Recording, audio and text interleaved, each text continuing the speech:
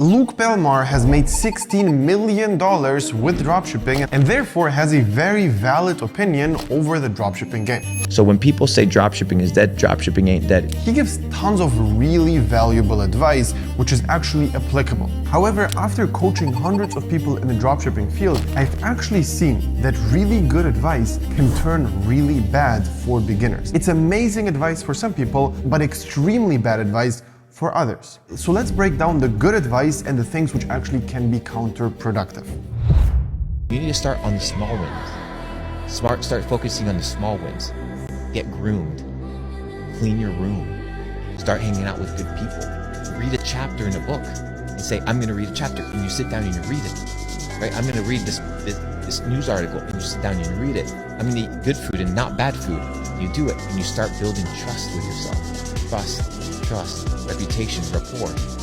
And then you realize, wow, I can actually do anything that I want because I trust myself to do it. So this in general is something which I really like and really hate at the same time. Because in general, he's 100% right. You will feel really good if you have small wins. For example, if you have a to-do list, just try this by yourself. Make a to-do list with 20 tasks for the day, which are super easy and small and very simple to fulfill. And you just do one after another, after another, after another. After task 6, which is gonna take you like less than half an hour, because it's super quick tasks, you will feel amazing. You will actually feel really in the moment and your momentum is gonna grow. So therefore, by making a to-do list, which is just very small and you have small little tasks, this will help you drastically. You're gonna feel super productive and are gonna get a lot of shit done. Again, the main problem here is feeling productive is not being productive. And sometimes a lot of people confuse those things together. Just because you felt productive, it doesn't mean that you're getting closer to profit. Because for example, let's say you do your bed, you clean your room, you cook something amazing, you go to the gym, do all of those things,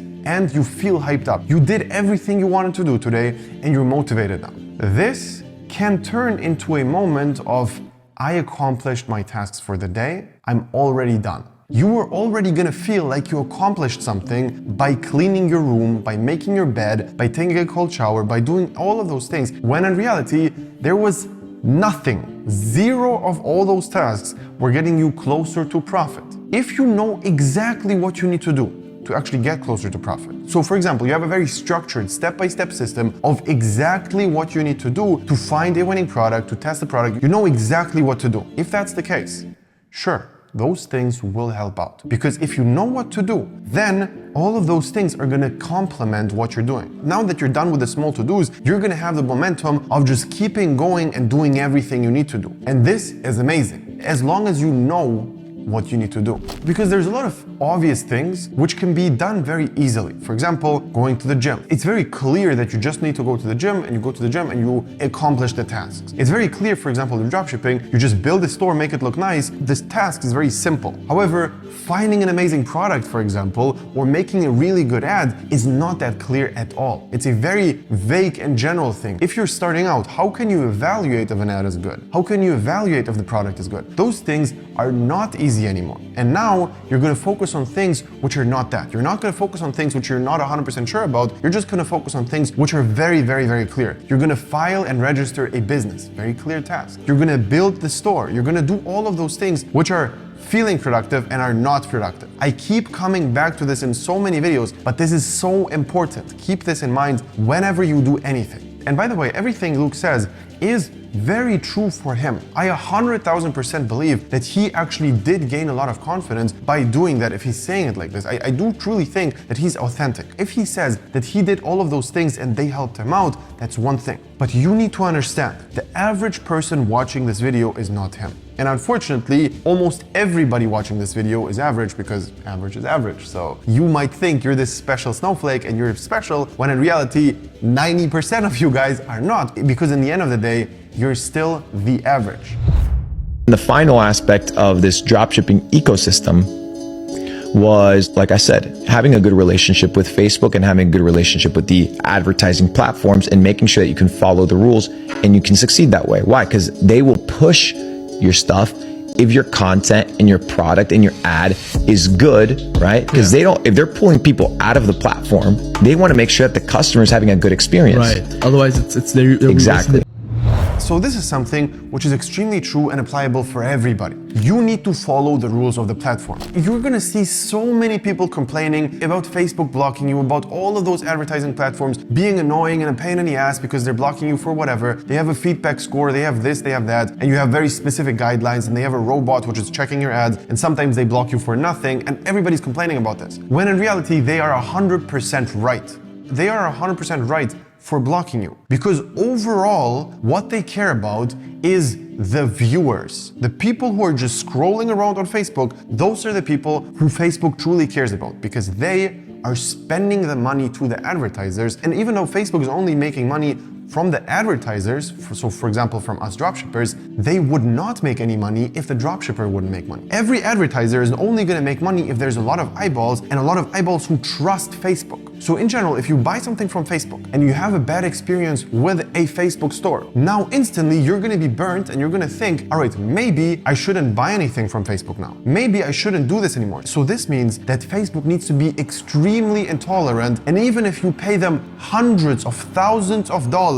they don't care about you. They care more about people having a good experience with their platform. So this is something most people forget, and they just think about themselves. They don't understand the position of Facebook, for example. They don't understand that Facebook blocking you makes sense. In general, a lot of dropshippers deliver bad experiences to their customers, meaning that in general, Facebook will have an eye on dropshippers overall. Even if you're doing everything right, you have amazing delivery times, everything is great with you, if Facebook detects that you're dropshipping, they have a red flag already. So you need to be super careful with everything you do on there. So it's completely useless to just complain about Facebook blocking you constantly versus just actually complying with their policies and understanding what's going to happen if you get blocked. How can you prevent this? What accounts are stronger, which are less strong? How many accounts do you need to actually make an ecosystem which actually does work in the long term? How can you actually prevent your pixel getting lost if you get blocked by Facebook? How do you prevent your page being lost if you get blocked by Facebook? We, for example, have a full ecosystem on how to structure Facebook accounts. If something gets blocked, it's not a problem because we have backups. And on top of that, we're actually careful with what we advertise to not get blocked in the first place. So what Luke is saying here is extremely important and really good advice for everybody. Every product is a winning product. It just has to be sold to the winning person. I know a lot of people talk about finding a winning product in dropshipping, but they don't understand that every product is a winner if shown to the right audience. Every product is a winning product. This is a statement which is very problematic because in general, again, he is right. He's 100% right. Every product which has already been sold obviously is a winning product. Why? Because somebody made it work, meaning that that product is a winner. Clearly, of course, I'm not denying that. But if it worked for somebody else, it doesn't mean that it's going to work for you. And this is something you need to always keep in mind. His advice here is, if you know that this product is working, keep testing with this product until you find the right audience which resonates with the message you're putting out there. Meaning you have to test a lot of audiences and a lot of creatives to actually find the perfect spot which is going to resonate, and then people will buy your product. In general, again, he's right, but there's a lot of things you can mess up here. Number one is the mental game. Because in the end of the day, if you're just starting out and you test a product and it doesn't work at all, and you keep testing new creative, and new creative, and new creative, and new creative, new audience, you test a bunch of things, nothing works.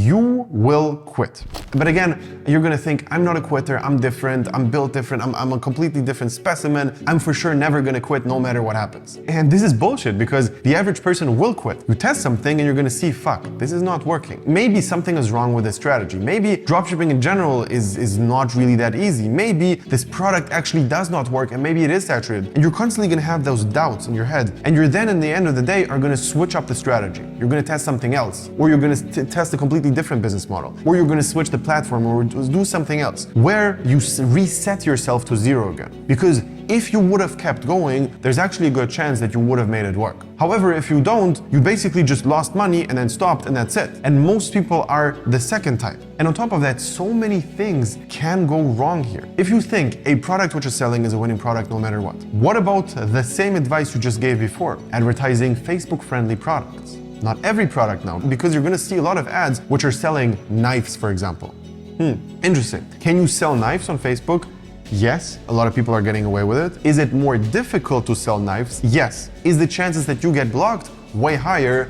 Yes. So let's say you test the knives and they didn't work and now you got blocked. You tested from another account, you got blocked again. You tested it from another account, you got blocked again. And now you understand every single time I tested it, I didn't even make it work. It was not profitable because I didn't find the right audience yet. And on top of that, you deal with Facebook block after Facebook block after Facebook block, and you're gonna think to yourself, this is not worth it. I'm constantly trying everything to get my accounts back, finding new accounts, dealing with all of this bullshit just to test a product which is not working. This is something which can be extremely demotivating. And in the end of the day, what I'm trying to achieve with beginners is giving them a product which is just the easiest thing to sell ever. It's super Facebook friendly. It's very clear who to show it to because again, there's niches which are super easy to target. If you sell a cat product, it's very simple to sell something for cats because Facebook knows exactly who owns a cat, who doesn't. However, if you sell a general product, for example, instantly now Facebook doesn't know who to show it to. They have no clue because now you're gonna have to spend a bunch of money to actually find the right audience. And obviously in the cat audience, there's gonna be again a pocket niche audience which is gonna be resonating with your message by far the best, and that's what you need to find.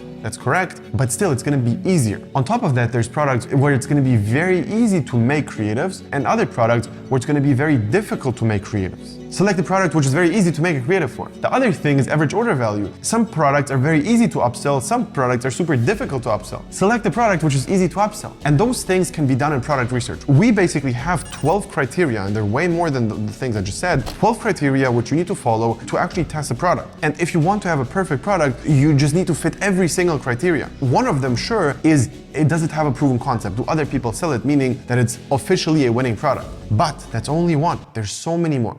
And this is again advice which 100% is right for him. He is a guy who's super smart, dedicated, and doesn't seem like a person who would ever quit. So for him, this actually might be the right advice under the premise that he's also smart and can adjust things which actually are wrong. Because if he just keeps plowing down on one product, even though nothing is working and they constantly test like new audiences or new creatives, but nothing is working, that's not helpful. But him being super smart, he will actually be able to figure out which creatives are gonna be better, which are worse, how to analyze that, how to find competitors which have similar creatives, etc. So for him, this actually might be pretty good advice. But for a beginner who's just starting out, you can make your life easier by selecting a product which is better. Just select a product which is easy to sell versus the product which is hard to sell. Because in the end of the day, you have no clue about marketing. So if you have no clue about marketing, sell something which markets itself. The reason I did $16 million in dropshipping was because I thought about things differently. So when COVID rolled around and masks were like the hot thing and hand sanitizer were the hot thing, all social media platforms got together and banned them on the advertising platforms. Why? Because the margins were stupid. People were selling masks for like $100. Like just price gouging was disgusting. If you had the supply, you just correct. And what did I do? I was like, well, I'm not going to go against terms of service. I'll get all my ad accounts shut down. So what did I do? I thought, okay, maybe I can't sell it to people, but the fear and kind of the entire narrative is still in people's minds. Who else is in their home that they extremely love that isn't a person? They're pets. So I was like, okay, let me redesign sanitation and house cleaning products for pets. So this, for example, is something which I agree with 100,000%. If you have a product which is doing really well in general, you can actually rebrand it and sell it to a completely different audience. And for example, baby and pet products are very similar. If you, for example, find 100 baby products, you're gonna see that there's gonna be like 10 or 20 products which are gonna be exactly the same sold in the pet niche. So here you're actually gonna be able to take a product which already has a proven concept and definitely is good and working and just reapply it to another niche. And specifically babies and pets are a really good combination. Also, there's tons of sports which are extremely good to combine with. One product which is going super viral, which is this cupping product, you can apply it to so many niches by using the right creative. So for example, if you have a boxer showing this, and he basically is in a boxing gym, he basically has the bandages on, everything looks in a boxing setting, versus the same exact product, but just a guy who's a footballer is using it, you're gonna have two different audiences who you can target with this. So the creative by itself and with the right targeting, you're actually gonna be able to make a lot more money. Because in a lot of the cases, the footballer is not even gonna think that this product is also applicable to him just because he sees a boxer using it and he doesn't really resonate with that. A lot of people are doing the mistake of trying to sell to everybody. Let's say you're just gonna sell like an iPhone case. That's dumb. If you just sell an iPhone case by itself, that's really, really bad. Because if everybody needs it, it's almost like nobody needs it. Because you're so broad that it's gonna take so much money and effort to find a good audience because everybody kinda needs it, but they don't really need it from you. However, if you have a phone case with Mike Tyson on it, then you just target Mike Tyson fans. That's easy because you just fit the right audience with it. All in all, I for sure can tell you one thing. Luke Belmar is legit. He 100% is legit, and you should definitely trust his advice, and you should also trust that he's actually real about everything he's saying. However, just double think if what he's saying is applicable to your situation. And by the way, this is not something which you should do with Luke only. This is something which you should do with everybody you watch on YouTube, including me. If you're watching YouTube videos, the advice which is given is not specifically to you. It's to the general audience. And this is also the only reason why my students have the results they actually have. You can literally go through all the case studies you're gonna see with my students, and you're gonna see what they have to say, because they're gonna constantly say one thing. They understood through this program what their priorities are. They understood that they need to do this versus that. And we constantly were checking in with them and just made sure that they're going in the right direction. And this is the main thing which everybody needs who either is starting out or already is making money and wants to get things to the next level. So if you're interested in that, either click the link below or check out the case studies, and I will see you soon.